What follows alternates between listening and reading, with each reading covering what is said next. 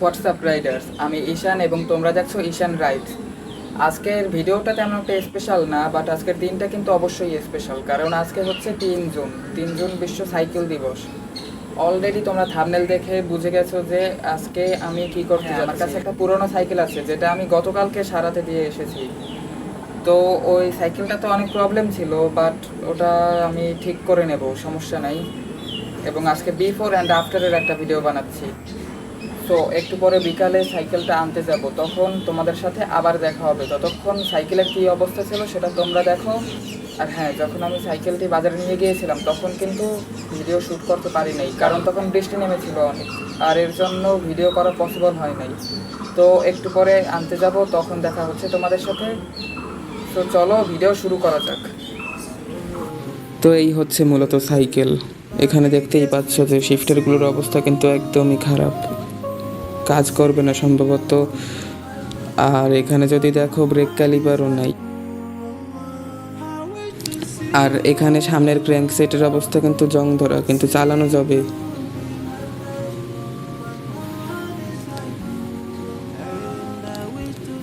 আর চেইনের কথা যদি বলি, চেনটা চেঞ্জ করা লাগবে, আর পিছনের ফ্রিটাও চেঞ্জ করা লাগবে। পেছনেও ব্রেক ক্যালিপার নাই, আর স্পোকগুলো চেঞ্জ করা লাগবে, আর হাবটা পরিষ্কার করা লাগবে সম্ভবত। আর এখানে একটা তালা আছে যেটার চাবি নাই, এটার কি করা যায় পরে দেখা যাবে। টায়ার টিউব মেবি ওকে আছে, পেছনেরটাও হয়তো ভালো আছে আর সামনেরটাও হয়তো ভালো আছে, চেঞ্জ করা লাগবে না মনে হয়। আর সাসপেনশনটা জং ধরা হলেও কাজ করতেছিল, যেটা আমার জন্য খুবই ভালো কথা। তো পরে গিয়ে দেখি সাইকেলটার কাজ চলতেছে, তারপরে বাসায় আনি। আর এই হচ্ছে আনার পরের অবস্থা।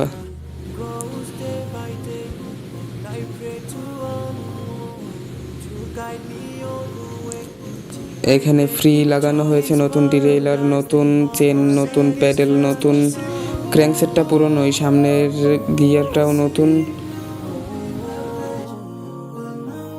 আর ব্রেক ক্যালিপারও কিন্তু লাগানো হয়েছে। আর এখানে শিফটার দুটো দেখতে পাচ্ছ, এগুলো সবগুলোই কপি, যেগুলো হচ্ছে ব্রেক ক্যালিপার। এটা সামনের, এটা পেছনের। আর প্যাডেল, আর তালাটা এখনো আছে, ওটা খোলা লাগবে। তো এরপরে কিন্তু 3 মাস চলে যায় আর সাইকেল আবারও অনেক প্রবলেম হয়। তো আজকে ওই প্রবলেমটা সারাবো, একসাথে এই ভিডিওর সাথে দিয়ে দিচ্ছি। এখানে হচ্ছে যে পিছনের স্পোকগুলো অনেক লুজ হয়ে গেছে, কিন্তু বৃষ্টির জন্য আপাতত যেতে পারছি না। এরপর 5-10 মিনিট ওয়েট করার পরে বৃষ্টি থামে এবং আমি যাই সাইকেল নিয়ে সারাতে। তো এরপরে সারাতে যাওয়ার পরে প্রথমে পেছনের চাকাটা খুলে, তারপরে ডিস্ক আর ফ্রি খুলে, এরপরে ভেতরের কাপ বল চেঞ্জ করে। এখানে একটা নতুন টেকনোলজি আর দেখা পাই। তোমরা কমেন্ট করো, তোমরা কেউ যদি বুঝে থাকো টেকনোলজিটা কি। তো এরপরে আবার সাইকেলের সাথে টায়ারটা মাউন্ট করে তারপরে স্পোকগুলো টাইট দিতেছিল, আর যেগুলো চেঞ্জ করা লাগবে ওইগুলো চেঞ্জ করতেছিল।